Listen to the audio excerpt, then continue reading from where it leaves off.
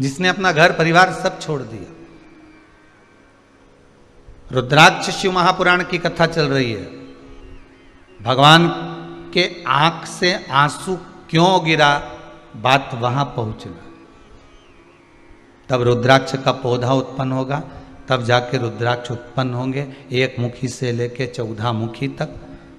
फिर उसका वृत्तांत वर्णन कई कई जगह पर देखने को मिलता है कि इतना बड़ा रुद्राक्ष, उस पर शेषनाग भी बना है, उस पर शिवलिंग भी बना है। तो ये हमको दिया था, बहुत महंगा लेकर आए। तो ये रुद्राक्ष पर शिवलिंग नहीं होता, शिवलिंग की आकृति शंकर खुद अपने आप बनाता है। उसको घिस कर या सांप को छील कर या बनाकर ये नहीं बेचा।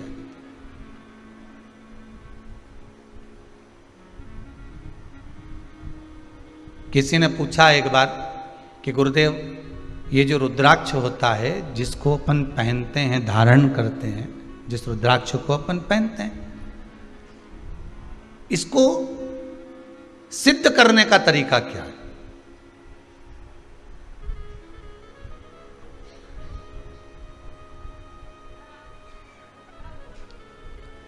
अच्छा, सिद्ध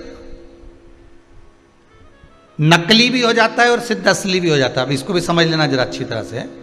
प्लास्टिक का जो रुद्राक्ष होता है, नकली जो रुद्राक्ष होता है, सिद्ध वो भी किया जाता है, लोग सिद्ध करते ही हैं उसको। और असली का जो रुद्राक्ष होता है उसको भी सिद्ध करते हैं। तो कहा महाराज जी दोनों में अंतर क्या है? तो शिव महापुराण की कथा कहती है, रुद्राक्ष शिव महापुराण की कथा कहती है कि नकली और असली में एक अंतर जरूर है कि असली रुद्राक्ष अपना काम मात्र सिद्ध होते ही चालू कर देता, और नकली रुद्राक्ष आप 50 बार उसको अभिषेक में रख लिए, 50 बार आपने अनुष्ठान कर लिया, 50 बार आपने व्यवस्था कर ली, 50 बार आपने उसको रिझाना चाहा, उसके बाद भी वो सिद्ध नहीं हो पा रहा। 4 दिन अगर उसने अपना असर दिखा दिया तो 5वें दिन वापस वो डाउन हो जाएगा। ये नकली है।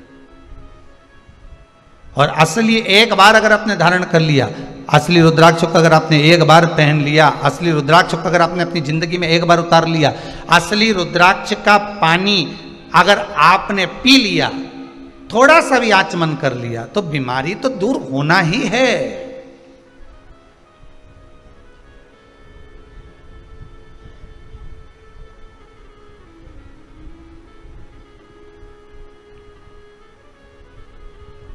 नकली और असली में अंतर यही है।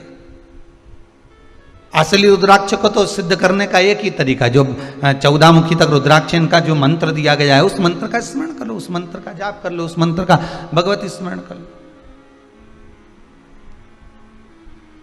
और अगर वो भी नहीं कर सकते तो क्या लिखा है शिव महापुराण में? जिस रुद्राक्ष को आप सिद्ध कर रहे हो, रुद्राक्ष आपके घर में जो रखा हुआ है, उसको सिद्ध करने का एक तरीका और वर्णन किया। 108 बेलपत्र,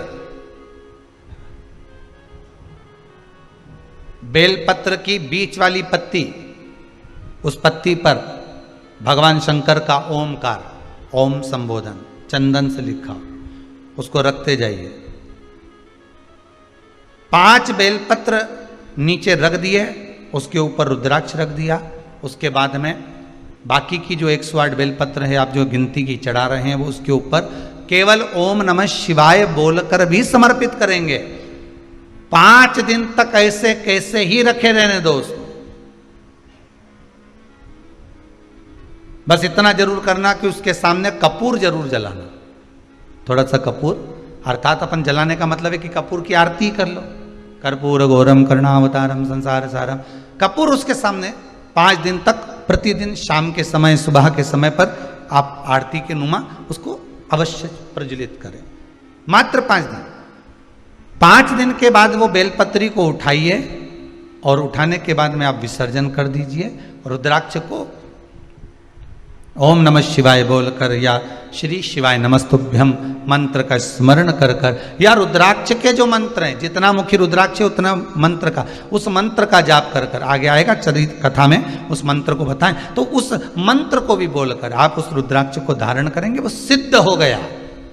अब ना उसको कहीं अभिषेक में रखने की जरूरत है, अब ना उसको कहीं भभूति लगाने की जरूरत है, और ना उसको किसी तरह से उसमें धूप घुमाने की जरूरत। अब तो तुम्हारे तन पर जब धारण कर लिया तुमने, उस तन पर धारण करने के बाद तुम जब घटकी जिह्वा से शिव का नाम लोगे, आपको पहले कथा में कहा था, एक होता है आ जपा जप, पहले की कथा में निकाल कर देखना।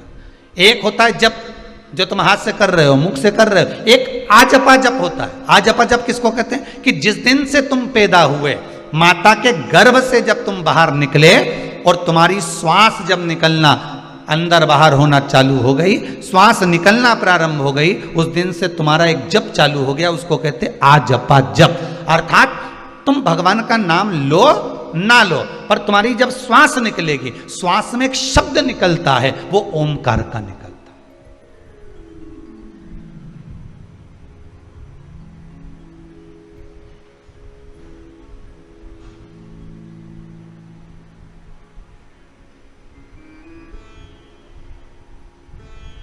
अब एक बार कथा में कह दिया कि ये श्वास निकली है तो इसमें शब्द भगवान का निकला है, तो कहे रात को जो सोते हैं और घुर्राटा भरते हैं उनका क्या होगा? है? रात को सोए और घुर्राटा भर रहा है, तो वो भी तो श्वास निकल रही है। तो हमारा निवेदन है, कभी कभी शंकर भगवान रुद्र रूप भी ले लेते हैं, ये तो रूप पर आधारित है। कभी कभी शिव रुद्र रूप में भी।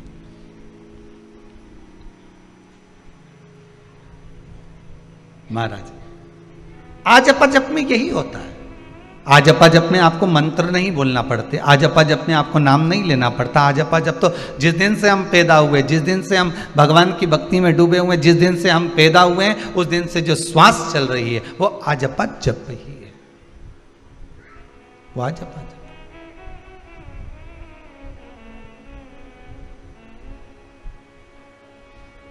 श्वास श्वास में ओम रटो, वृथा जन्म मत खोए, ना जाने इस श्वास का फिर आवन होए ना होए।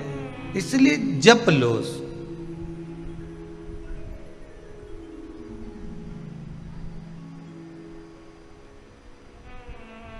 तो रुद्राक्ष जब हम गले में धारण कर लेते हैं,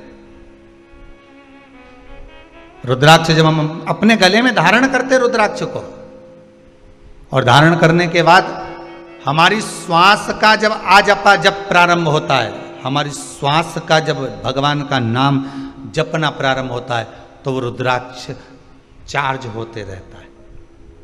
रुद्राक्ष को फिर अलग से कहीं ले जाकर सिद्ध कराने की जरूरत नहीं है, वो चार्ज होता रहता है, चार्ज होता है।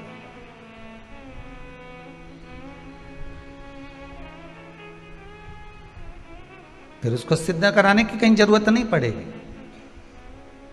फिर वो चार्ज हो रहा है अपने आप, अपने आप चल रहा है। घी की कटोरी में रख दिया, उससे भी सिद्ध होता है रुद्राक्ष। घी के पात्र में रखने के बाद भी रुद्राक्ष की सिद्धता आ जाती है, पहले भी कथा में कहा।